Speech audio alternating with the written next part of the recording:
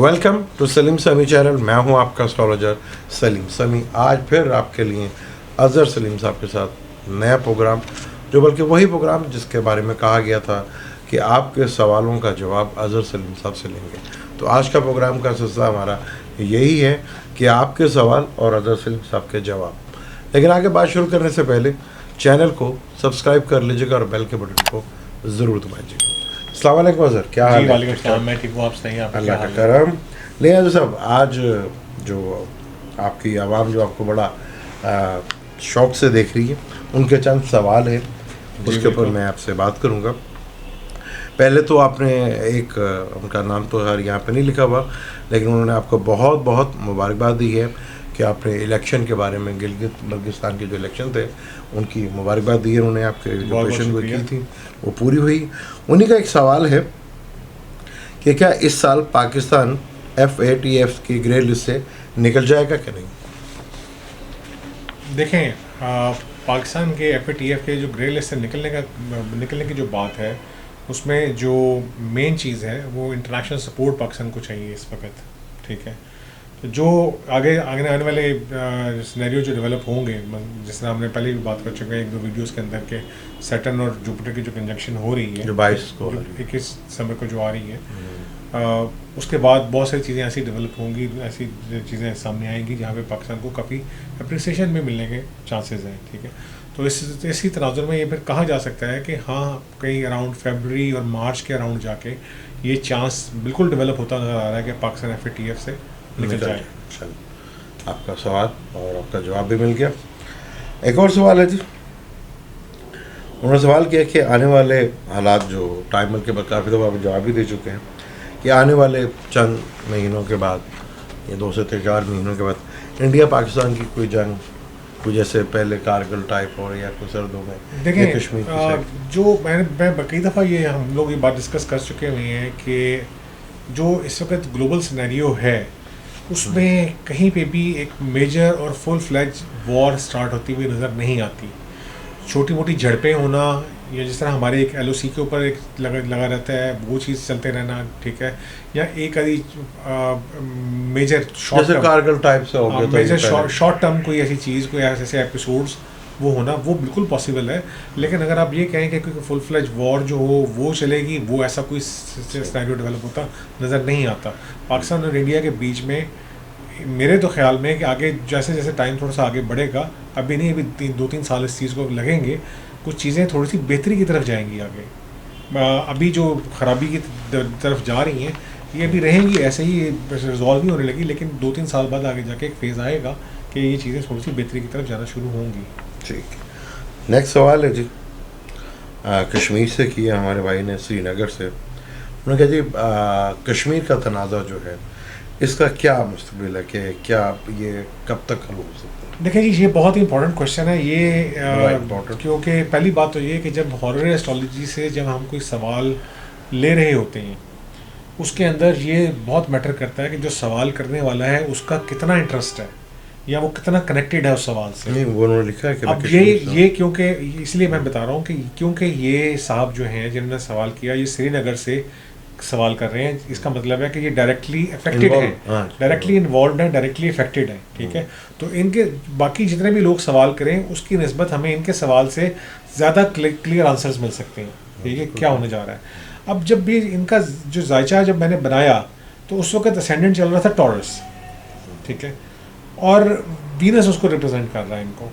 ठीक है, लेकिन वीनस इस वक्त अपने डिटर्मिनेंट में है। डिटर्मिनेंट मतलब जहाँ पे वो कमज़ोर होता है। ठीक है, स्कॉर्पियो के अंदर। ठीक है, स्कॉर्पियो में हाँ, फॉल में तो नहीं कह सकते, फॉल में तो वर्गो में होता है, लेकिन ज़वाल और फॉल एक ही होता है बेसिकली।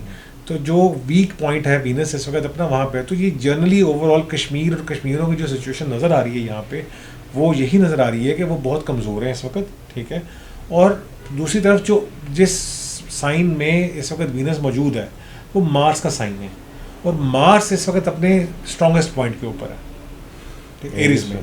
ठीक है, तो इसलिए ये जो चीज़ है ये बिल्कुल इस चीज़ को इंडिकेट करती है कि उनके ऊपर जो प्रेशर है, जो उनके ऊपर दबाव है, जो उनकी रिस्ट्रिक्शंस हैं वो बड़ी स्ट्रॉन्ग हैं, और ये सारी चीज़ें ऐसे ही चलती आ रही हैं। अच्छा, अब यहाँ पे जो सवाल है उनका वो ये है कि ये कब तक इस चीज़ से निकल जाएंगे, ठीक है।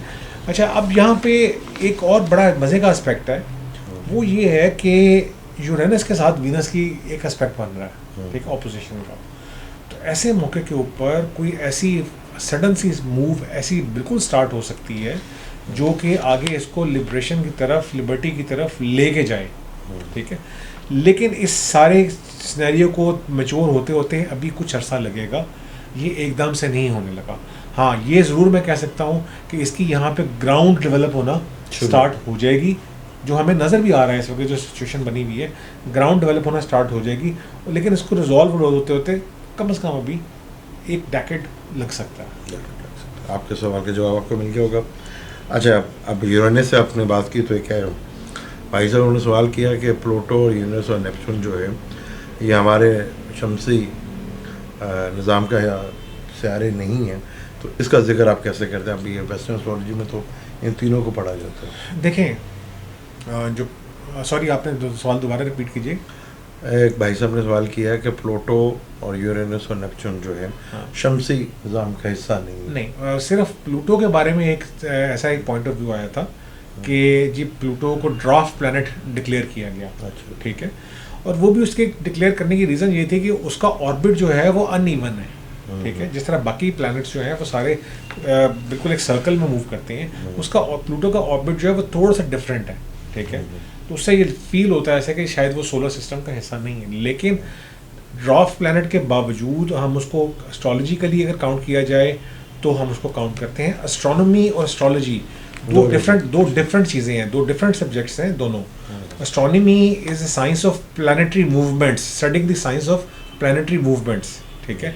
जो एस्ट्रोलॉजी है is the science of studying the effect of those planetary movements, ठीक है। तो ये चीज़ है बेसिकली। तो इसलिए हम प्लूटो को जो ट्रेडिशनल वेस्टर्न है वो ट्रेडिशनल वेस्टर्न में भी नहीं लिया जाता, उसको इतनी इंपॉर्टेंस नहीं दी जाती। लेकिन सिर्फ प्लूटो को हम लोग जो पढ़ते हैं वो मॉडर्न वेस्टर्न में तो पढ़ते हैं, लेकिन हम लोग, मैं क्योंकि ट्रेडिशनल वेस्टर्न को फॉलो करता हूँ, तो ट्रेडिशनल वेस्टर्न एस्ट्रोलॉजी के अंदर प्लूटो को उस वक्त काउंट किया जाता है जब कोई मेजर एस्पेक्ट्स बना रहा हो, या किसी प्लैनेट के साथ या किसी एंगल के साथ, ठीक है। और मंडेन एस्ट्रोलॉजी में उसको बिल्कुल इम्पैक्ट उसका लिया जाता है, जैसे आपने जिक्र किया उसका मंडेन एस्ट्रोलॉजी का, कि मंडेन एस्ट्रोलॉजी के अंदर उसका इम्पैक्ट लिया जाता है। लेकिन फिर भी वो भी उसी वक्त लिया जाता है जब वो किसी मेजर प्लैनेट के साथ एस्पेक्ट बना रहा हो, या किसी एंगल के साथ, मतलब आईसी है, एमसी है, असेंडेंट है या डिसेंडेंट है, ठीक है, जिसको आप पहला, 7वां, 10वां और चौथा घर कहते हैं, उसके साथ जब कोई एस्पेक्ट बना रहा हो उस वक्त इसको कंसिडर किया जाता है। उसके अच्छा, एक सवाल किसी ने और किया कि जी आप बड़ा जो है टिपिकली अपना एस्ट्रोलॉजी की लैंग्वेज में बात करते हैं भाई, तो जब घरों की बात होगी तो हम प्लॉट के घर की बात तो नहीं करेंगे, हम हॉरोस्कोप का जो घर होता है उसकी बात करेंगे, और प्लैनेट्स को जो है वही नाम लेंगे। अब जोहर को या प्लूटो को मैं नदीम या काशिफ तो नहीं कह सकता। जो एस्ट्रोलॉजी की लैंग्वेज है उसमें कोशिश करते हैं जितना आसान लफ्ज़ों में आपके सामने बात कर सकें ताकि आपको समझ आ सके। अगर आप एस्ट्रोलॉजी का चैनल देख रहे हैं तो थोड़ा सा इंटरेस्ट आपको भी लेना पड़ेगा, थोड़ा सा इसको समझना पड़ेगा।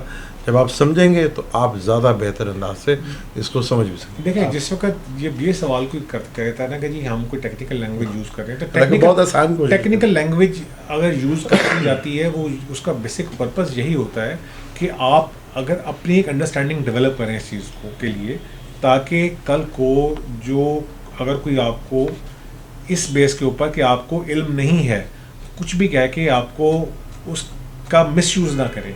प्लानिटरी अंडरस्टैंडिंग अगर आपकी नहीं है, आपको कल को कोई कुछ भी कह देगा जी आपके तो ये ऐसे चल रहा है, ये ऐसे हो रहा है। जिस तरह हमारे यहाँ बड़ा कॉमन सा कॉन्सेप्ट है, 60-37 से लोग डरा देते हैं जी, मंगलीक से लोग डरा देते हैं, ठीक है। तो जब तक आपको पता ही नहीं होगा कि ये होता क्या चीज़ है, तो आप अगले से कैसे बात कर सकते हैं? जब तक आप इस सारी चीज़ को समझेंगे नहीं कि ये चीज़ें एक्चुअली काम किस तरह करती हैं, क्या होती हैं, आपकी भी एजुकेशन ही है ये। हम लोगों को या मुझे ख़ास तौर पे अगर कोई ऐसी रीडिंग देने में, मेरी बेसिक नेचर तो यही है कि जब कोई क्लाइंट से या किसी कन्वर्सेशन होती है तो मैं डायरेक्टली रीडिंग देता हूँ, मैं प्लानिटरी एस्पेक्ट्स डिस्कस नहीं करता, ठीक है। और क्लाइंट के लिए आसानी भी रहती है। लेकिन जब हम एक चैनल पर बैठ के अगर हम बात कर रहे हैं, और स्पेशली उस वक्त कि हम दोनों एस्ट्रोलॉजर भी हैं, हमारी आपस की डिस्कशन में प्लानिटरी एस्पेक्ट्स ना हो, ये वो होना बहुत मज़ा नहीं मुश्किल आता। है। बेसिकली आप भी लोग देखते हैं, इसी तरह जो कई एस्ट्रोलॉजर होंगे जो बिल्कुल, वो नॉलेज देखते को सीख रहे होंगे या उन्हें इंटरेस्ट होगा, तो उनके लिए ये जो हम एस्ट्रोलॉजी के टिपिकल लैंग्वेज में बात करते हैं वो उनके लिए ज़्यादा इंटरेस्टेड होती है। अगर हम बिल्कुल सिंपल में बात कर देंगे तो वो कहें यार ये कहाँ से बोल रहे हो, कैसे बता रहे हो। वैसे भी हम अगर टेक्निकल लैंग्वेज भी यूज़ कर रहे हैं तो टेक्निकल लैंग्वेज यूज़ करने के अगर आपको वो नहीं समझ आ रही तो you can just skip that, क्योंकि उसके बाद अल्टीमेटली हम उसका जो आउटकम है वो भी बता रहे हैं, वो भी डिस्कस कर रहे हैं, ठीक है। तो सारी जो कंडीशंस होती है प्लैनेट्स की वो बताने के बाद उसका क्या होगा क्या वो बड़े डिटेल के साथ बताया जाता है आपको, और जब वो क्या महल आपके लिए आसानी भी होता है कि उसको समझने के लिए। अच्छा सर, एक और अब सवाल आपने ढैया और सारस्वती का कर ही दिया, मंगले का, तो क्या वेस्टर्न एस्ट्रोलॉजी में सारस्वती, ढैया और मंगले युग होता है कि नहीं? क्योंकि मैंने अक्सर वेस्टर्न एस्ट्रोलॉजी को देखा है कि वो सारस्वती को कहते हैं अक्सर, और एक को तो मैंने ये भी सुना है कि सैटर्न अगर 12वें घर में है तो सारस्वती है। देखें जी, बात ये है कि अब ये वेस्टर्न ये बात ये है कि चाहे वेस्टर्न हो चाहे इंडियन वैदिक एस्ट्रोलॉजर हो, ठीक है, ये वो टर्म्स हैं जो मोस्टली लोगों को सिर्फ डराने के लिए यूज़ होती हैं। वैदिक एस्ट्रोलॉजी में ये टर्म्स यूज़ होती है। वैदिक ट्रेडिशनल वैदिक एस्ट्रोलॉजी उठा लें आप, उनके पुराण उठा लें, जो उनकी किताबें हैं ओरिजिनल उठा लें, उसमें भी ये टर्म्स नहीं यूज़ होंगी। ये मॉडर्न वैदिक एस्ट्रोलॉजर जो हैं ये उन्होंने उनकी बनाई, अभी जवाब दे देता हूँ, ठीक है, आप पहले अपना कर। ये उनकी बनाई हुई है बेसिकली। उसके लिए जब ये चीज़ें अगर जो जिन एस्ट्रोलॉजर्स ने इस पैटर्न्स के ऊपर काम किया हुआ है उन्होंने जो चीज़ें इसके लिए साइन की हुई हैं, जो इवन वैदिक एस्ट्रोलॉजर्स भी जो हैं वो उन पैटर्न्स को फॉलो ही नहीं करते। मसलन मोस्टली तो मून से अगर सारस्वती का कोई जिक्र भी किया जाता है, जिस तरह किया जाता है, उसके लिए मून को देखना पड़ता है, ठीक है, कि मून से सैटर्न का ट्रांजिट जो है उसको वो काउंट करते हैं, ठीक है। लेकिन क्या मून के हर ट्रांजिट से सैटर्न जो है वो इफेक्ट होगा? उसके लिए मून की पोजीशन देखनी पड़ेगी, उसके सैटर्न की पोजीशन इटसेल्फ भी देखनी पड़ेगी, बहुत सारी चीज़ें जो देखनी पड़ेंगी, फिर हम उसका इम्पैक्ट नहीं तो हो गया वैदिक एस्ट्रोलॉजी में। आप बिल्कुल सही कह रहे हो कि लेकिन यहाँ पे होता क्या, यहाँ पे होता उसके उलट है। यहाँ पे सन से भी जब ट्रांजिट कर रहा होता है तो लोग कह रहे हैं सारस्वती है। तो मैं अपना सवाल थोड़ा सा वेस्टर्न वैदिक से बता दूं कि वैदिक एस्ट्रोलॉजी में ये है कि ये आपको पुराने जो है बुक्स जो हैं उसमें नहीं मिलता, प्राचीन की जो किताबें उसमें ये नहीं मिलता जी। लेकिन बाद में लिखा गया, हिंदी वर्ड्स है, संस्कृत वर्ड नहीं है सारस्वती, बाद में लिखे एक वर्क करता है। लेकिन वही बात आपकी कि चार्ट को देखना पड़ता है कि चार्ट की कंडीशंस क्या है। ज़्यादातर तो मैंने अपना सरस्वती में लोगों को कामयाब होते हुए देखा। देखिए वही बात है ना कि हम वो जो उसका एक्चुअल सवाल तो एक्चुअल इम्पैक्ट कुछ और है किसी चीज़ का, लेकिन लोगों को जब तक इधर यहाँ पे मसला ये है कि लोगों को जब तक डर का बिजनेस लाना हो, डर का बिजनेस है बेसिकली ये सारस्वती और इस तरह की दूसरी चीज़ें जो है। मेरे सारस्वती थी, मैंने अपने आप को सारस्वती में ज़्यादा बेहतर पाया। वेस्टर्न एस्ट्रोलॉजी में सारस्वती का कॉन्सेप्ट, वेस्टर्न एस्ट्रोलॉजी में ऐसा कोई कॉन्सेप्ट मैंने अक्सर देखा है लोग करते हैं। वो देखें फिर वही बात है, वो अब वेस्टर्न में भी जो लोग करते हैं वो कुछ, अब हमारे यहाँ पे जो पाकिस्तान के अंदर जो वेस्टर्न है, मैं कहूँगा कि वो भी प्योर वेस्टर्न एस्ट्रोलॉजी नहीं हो रही, ठीक है। उसके अंदर भी कुछ अमलियात, कुछ तावीज़ात और कुछ ऐसी चीज़ें जो इंडियन मेथड से आई हैं, ठीक है, वो चीज़ें इन्वॉल्व हैं, इंक्लूडेड हैं, ठीक है। एक मिक्सअप सा एक जो चीज़ है वो हो रही है। आप ये कहना चाह रहे हैं कि सारस्वती और ढैया को चलो मिस यूज तो उसका वो होगा, लेकिन उसके कुछ असरात देखे होंगे तो चलो। देखें सीधे सी सिंपल सी एक बात है, वेस्टर्न एस्ट्रोलॉजी में मोस्टली जो हम काम करते हैं वो एस्पेक्ट्स के ऊपर काम करते हैं, ठीक है। एस्पेक्ट्स के ऊपर अगर सैटर्न की कंजंक्शन हो रही है किसी प्लैनेट के साथ, सन के साथ, मून के साथ, ठीक है, तो वहाँ पे उसका इम्पैक्ट आएगा। लेकिन जिस तरह इंडियन एस्ट्रोलॉजी में या जिस तरह जो सो कॉल्ड वेस्टर्न एस्ट्रोलॉजर जो हैं वो सारस्वती लेके आते हैं, सारस्वती का तो मतलब है 12वें घर से शुरू होकर दूसरे घर तक जाना, ठीक है। ऐसी कोई चीज़ नहीं है वेस्टर्न में। हाँ, जब प्लानिटरी एस्पेक्ट डेवलप होगा वहाँ पे कुछ ना कुछ जरूर इम्पैक्ट आएगा उसका, ठीक है। एस्ट्रोलॉजी में मोस्ट इम्पॉर्टेंट जो होता है वो है कंजक्शंस। जब दो प्लैनेट्स आपस में कोई रिलेशनशिप बनाएं या ताल्लुक़ बनाएं, एक जगह एक घर में इकट्ठे हों, तो एस्ट्रोलॉजी में वो बहुत ज़्यादा इम्पॉर्टेंट होता है।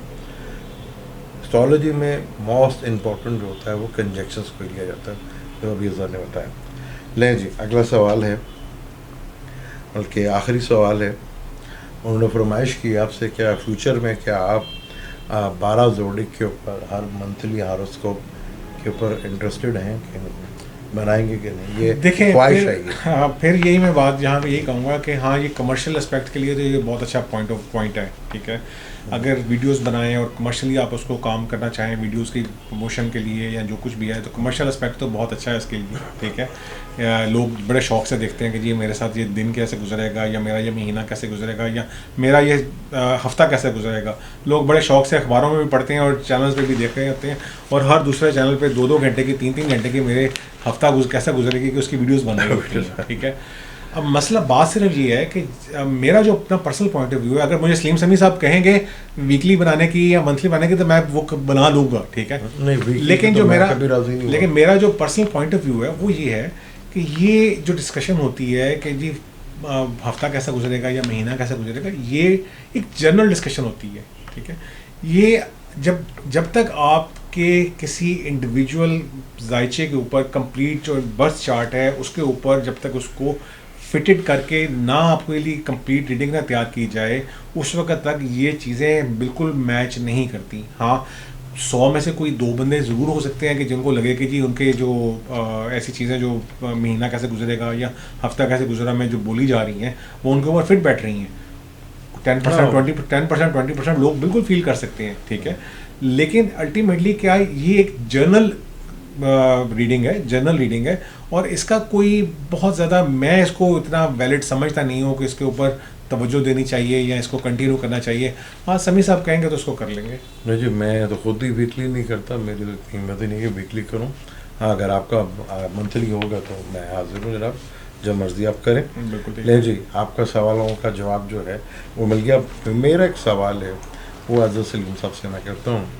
ऐसा ये जो अब 21 या 22 को कंजक्शंस हो रहे हैं सैटर्न टू जुपिटर, जी क्या इसके इम्पैक्ट ऑन द वर्ल्ड पड़ेंगे? देखें इसके क्या दुनिया में चेंज आएगा? इसके इम्पैक्ट हमने बड़ी डिटेल में डिस्कस किए, अभी पिछले पूरी वीडियो इसके ऊपर हमने बनाई।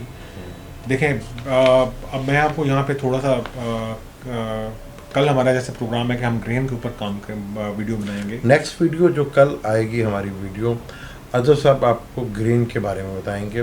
पहले डेफिनेशन देंगे ग्रेन होते क्या हैं, उसके बाद सोलर क्लिप्स और लूनर क्लिप्स के बारे में डिटेल्स होगा कि आम इंसान की ज़िंदगी पे उसका कैसे असर पड़ते हैं और यूनिवर्सल और दुनिया पे इसके क्या असर पड़ते हैं। इसके ऊपर ये वीडियो ज़रूर देखिएगा। कल ये वीडियो अजहर साहब की सोलर क्लिप्स के ऊपर है। तो उसी तरीके से जिस वक्त अब हमने ये डिस्कस किया था, तो उसी तरीके से अब बात ये है कि हम ये जुपिटर और सैटर्न के कंजक्शन को हम ब्रॉडली डिस्कस कर चुके हैं। चलिए इसको दोबारा लेकिन मैं आपको एक चीज़ बताता चलूँ कि जिस वक्त ये जो हमारा पैंडेमिक का जो सिलसिला चल रहा है, मैंने प्रॉबली मार्च अप्रैल के अंदर हमारी जो एस्ट्रोलॉजर्स की जो आपस में हम लोग इकट्ठे बैठते हैं, कुछ दोस्त हैं जो जिनके साथ डिस्कशन चलती है, हमारे कुछ ग्रुप्स हैं जो, उसमें बड़ी ओपनली मैंने ये चीज़ डिस्कस की थी कि अगर जो इस पैंडेमिक के लिए कोई मेडिसिन या कोई साइंटिफिक वैक्सीन आएगी तो वो जुपिटर सैटर्न की कंजक्शन के अराउंड आएगी। क्यों जुपिटर सैटर्न की कंजक्शन के अराउंड? इसलिए कि ये जो कंजक्शन होने जा रही है ये एक्वेरियस में होने जा रही है, और एक्वेरियस जो साइन है वो साइंटिफिक नॉलेज और तरक्की और ह्यूमन बेटरमेंट के लिए काम करता है, ठीक है। तो इस वजह से यहाँ भी हम कुछ एक्सपेक्ट ऐसे कर सकते थे कि जो आएगा। और अब आप देख लें इस वक्त जो न्यूज़ आ रही हैं वो भी इसी तरह की न्यूज़ आ रही है कि ऐसी कुछ डिस्कवरीज, ऐसी कुछ रिजल्ट्स पॉजिटिव मिल रहे हैं वैक्सीन के लिए जो कि काम कर रही हैं इस वक्त। तो देखें ये चीज़ें आगे जो ये सैटर्न जुपिटर की जो कंजक्शन है ये ह्यूमन बेटरमेंट के लिए काम करेगी, साइकोलॉजिकल ग्रोथ के लिए काम करेगी। ये चीज़ें इंसान और जो हम लोग जो इंसान हैं, हम लोग खुद जो अवाम है, वो अपने राइट्स के लिए खुद से आगे आएगी। ये चीज़ें मेजर हैं जो इस वक्त होंगी। चलें जी, आज का प्रोग्राम यहीं इख्तिताम हुआ। अब हम दोनों को इजाज़त दें, लेकिन जाने से पहले चैनल को सब्सक्राइब कर लीजिएगा और बेल के बटन को ज़रूर दबाइएगा और कमेंट्स करते रहिएगा और सवालों का जो है आप करते रहें और हम इसी तरह जवाब आपको देते रहेंगे। अब हमें दें इजाज़त। अल्लाह हाफ़िज़। शुक्रिया।